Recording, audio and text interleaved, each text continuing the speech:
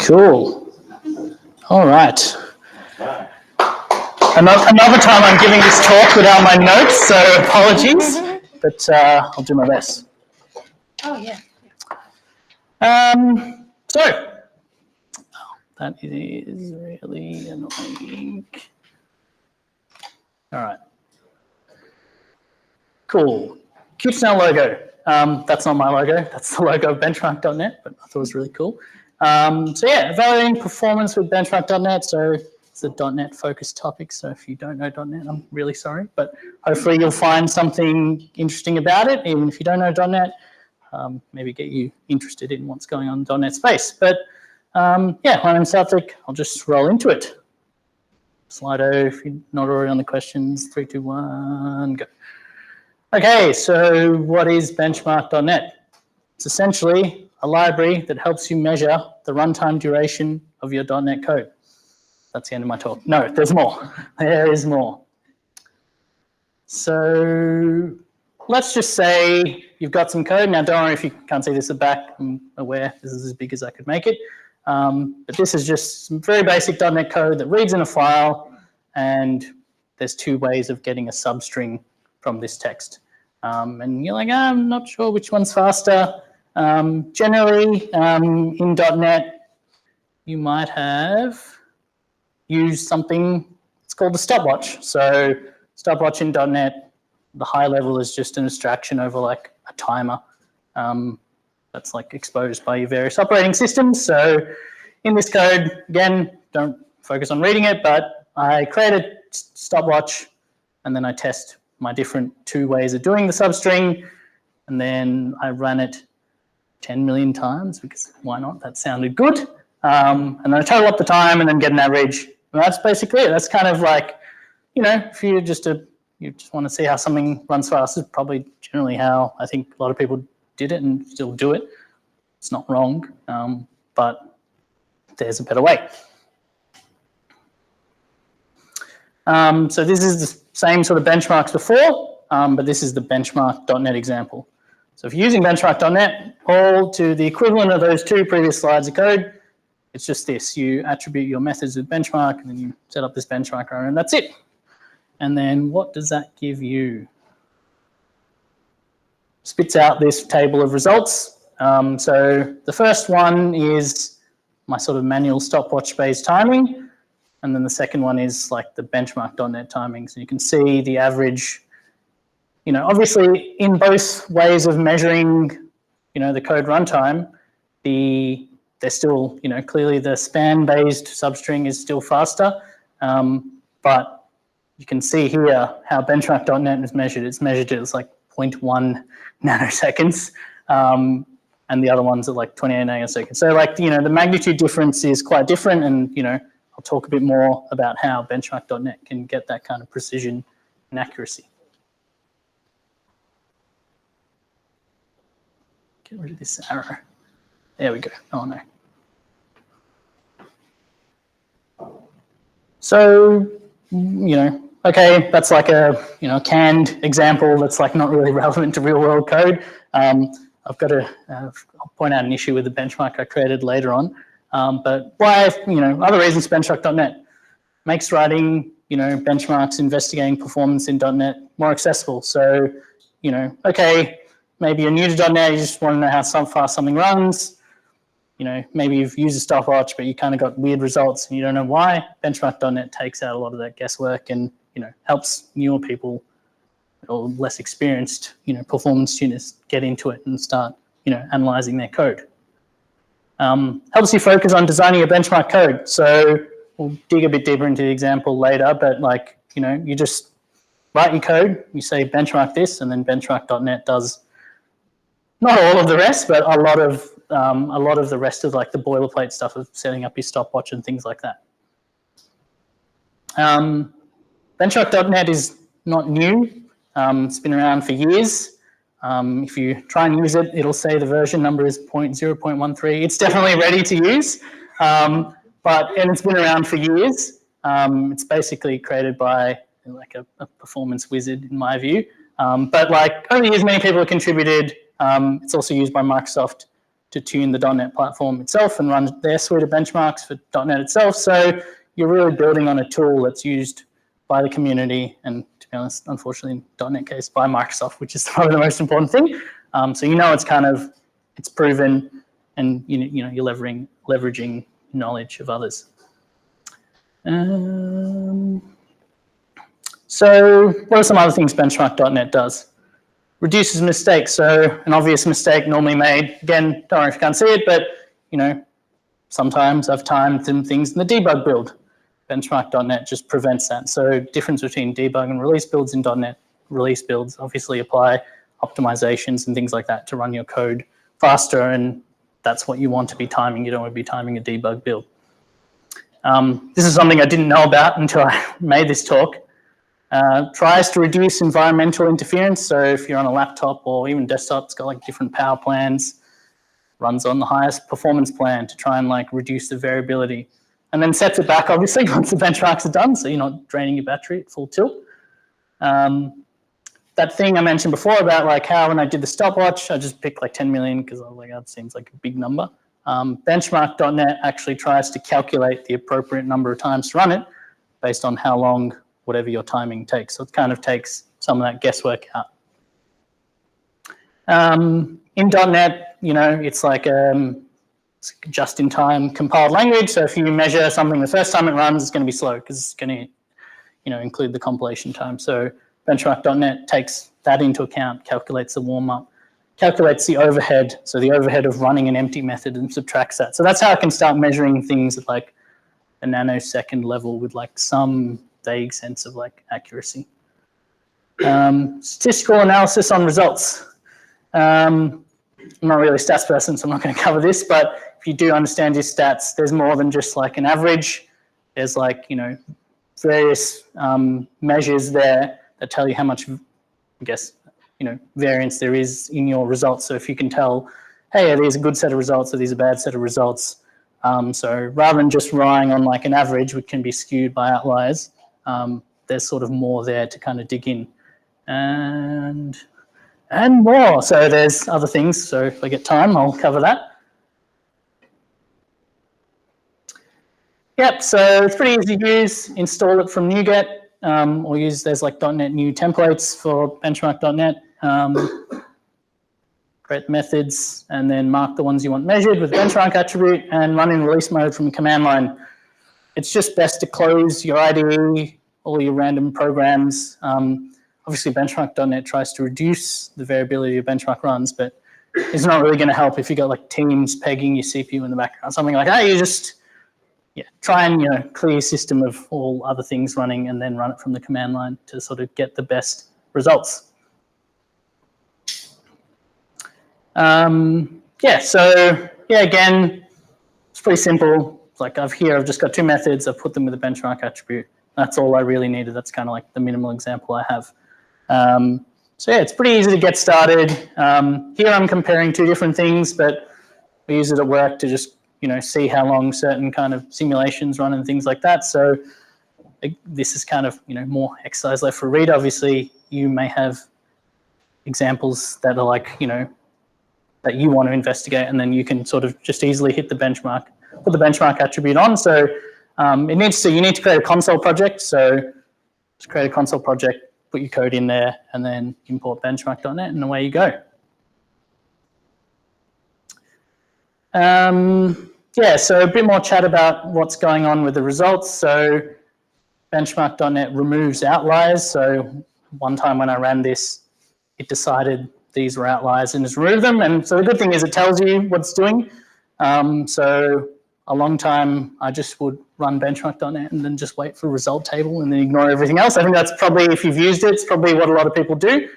Actually, there's a lot of things in the output that once you kind of get more experience with it, you should pay attention to. So it's like, oh, there was a lot of outliers, and there's actually like a little mini ASCII histogram, so you can see where the distribution of your times are. So here, most of them were between like 58 to 62.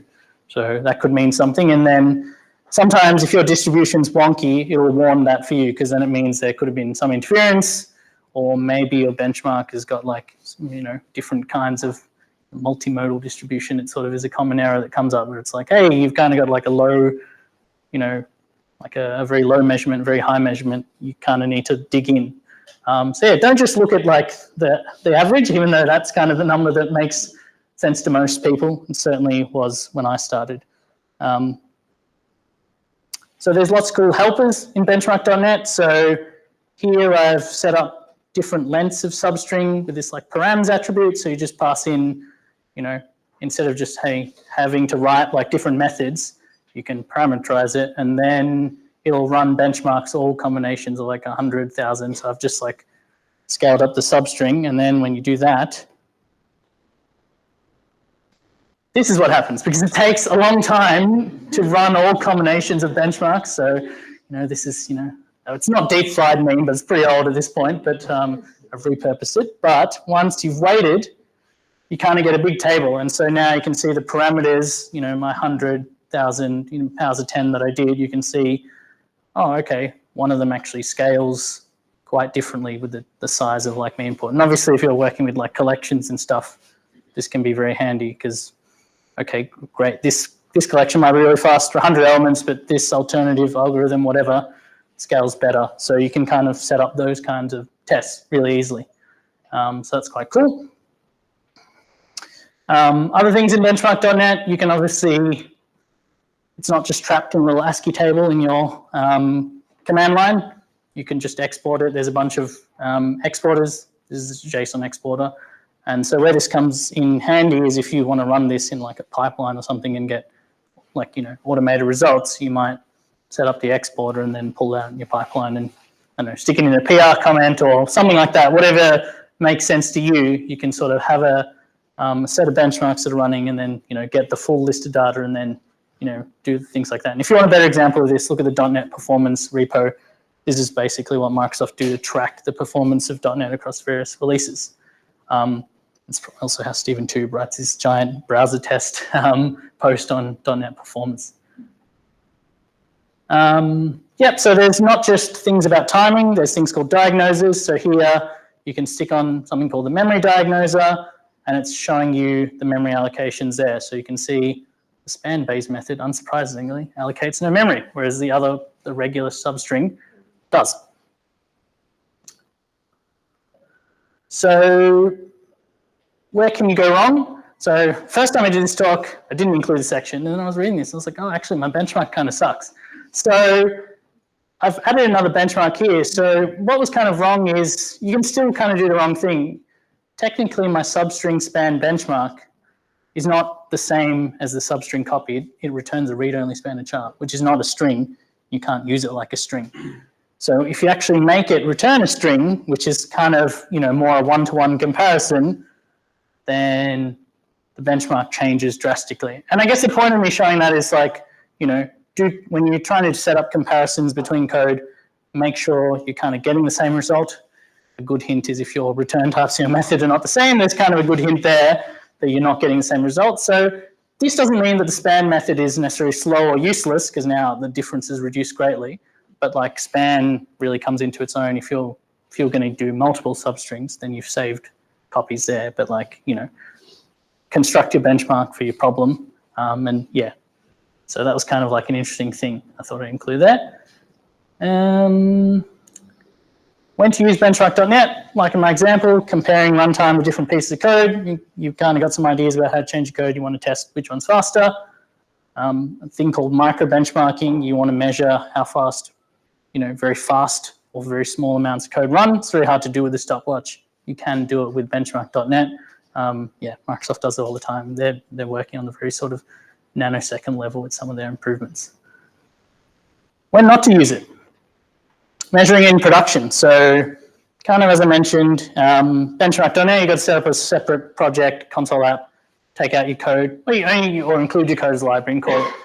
If your user is having some issue in production, you can't use BenchmarkDotNet to measure it really. You can still use stopwatch, you know, measure how long a request takes, still a great tool.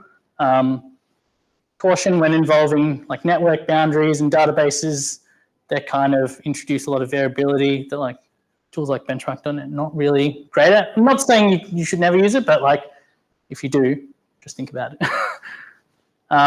Replacement, for a full profile in production code, not really. You obviously have to extract bits and run it isolated. But if you want to profile things in production, you still might need a full profiling tool.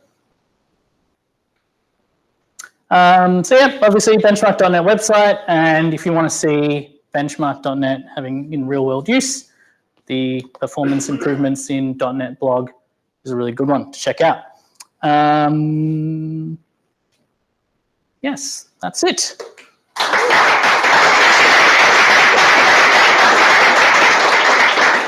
All right, thank you. We have a few questions. Can you automate sending benchmark tests to cloud instances of varying hardware specs to investigate performance variation across different systems?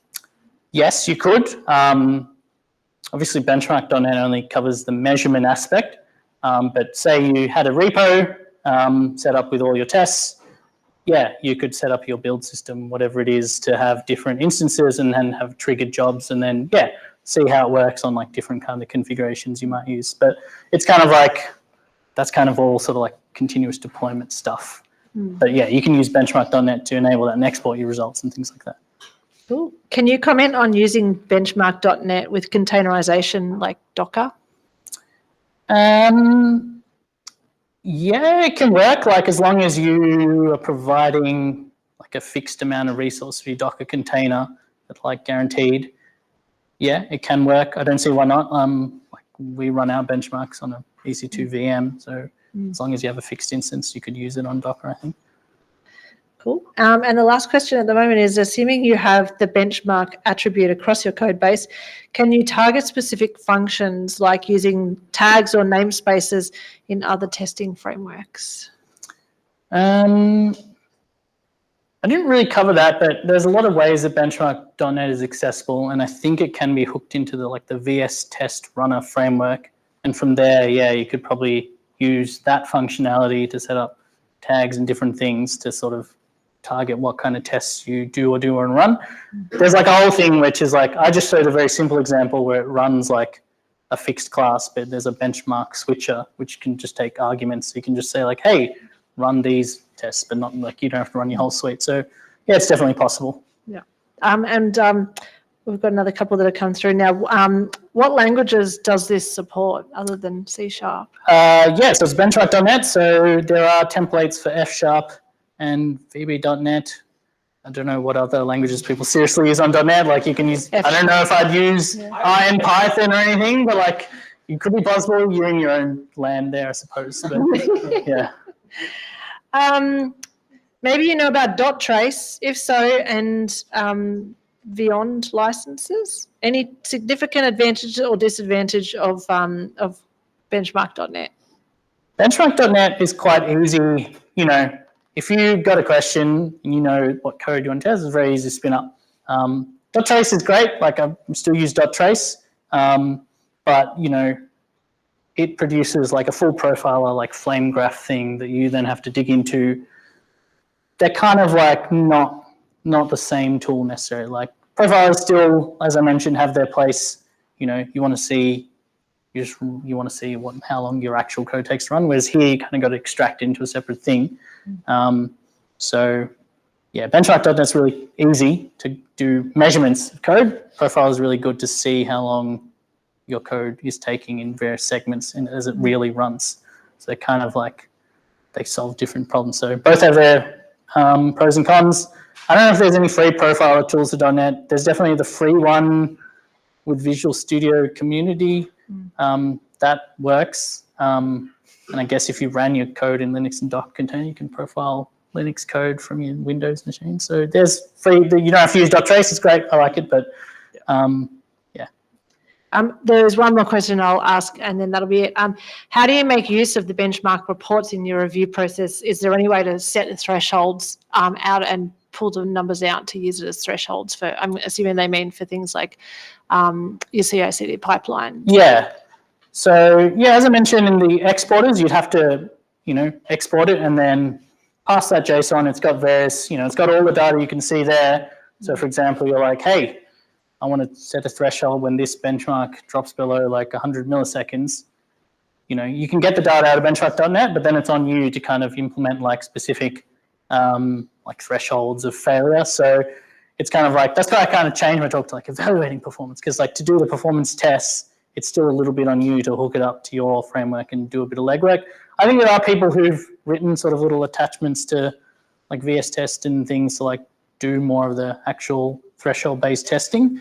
But yeah, since you can export the data out, you can like pass it in like, Microsoft uses like Python scripts to like trigger the whole BenchmarkDotNet stuff and then make little graphs and plots and thresholds. So yeah, definitely possible. Awesome. Thank you very much.